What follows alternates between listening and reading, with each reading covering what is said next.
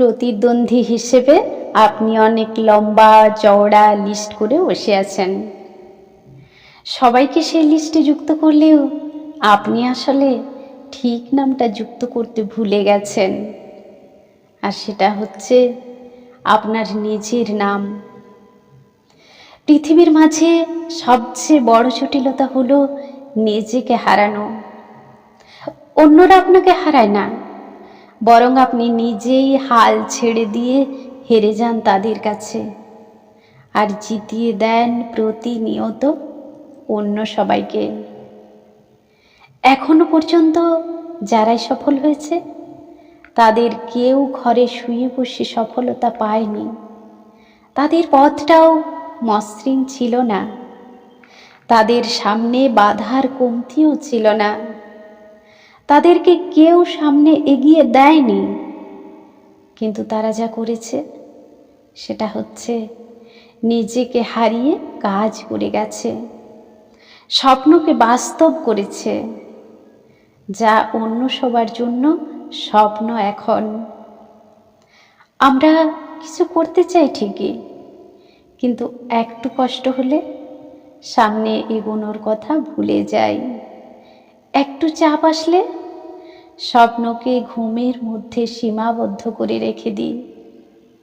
কেউ কিছু বললে রাগে সব কাজ ছেড়ে দিই। এক্ষেত্রে পরিস্থিতি, পরিবার বা পরিবেশ কারও দোষ নেই। কারণটা স্বপ্ন আপনার, নাম হবে আপনার। তাই এখানে অন্য কারো সঙ্গ, ভরসা বা আশা করাটা বোকামি হবে।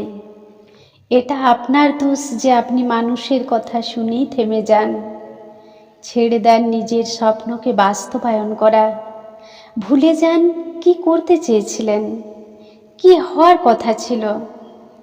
তাছাড়া এটা তো হয়েই আসছে, যখন কেউ সামনে পা বাড়ায় তখন পেছন থেকে টানাটানি শুরু হয়।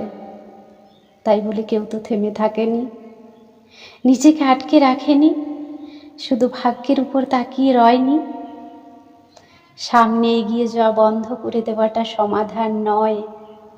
যারা আপনার কিছু করতে দেখে হাসছে, তারা আপনার কিছু না করায় আরও হাসবে। সবচেয়ে বেশি পস্তাবেন তো আপনি নিজেই। তাই জীবনে কিছু করতে চাইলে আগে নিজেকে প্রস্তুত করুন, হারাতে শিখুন নিজেকে, সুস্থ থাকুন, মন থেকে ভয় দূর করুন, দুর্বলতা সেরে তুলুন।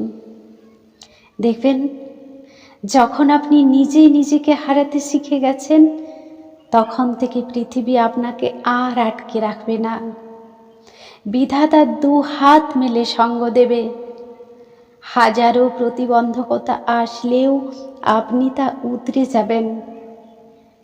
চেষ্টা করে আপনিও নিজের করে নেবেন স্বপ্নকে, সফলতাকে, সবার ভালোবাসাকে।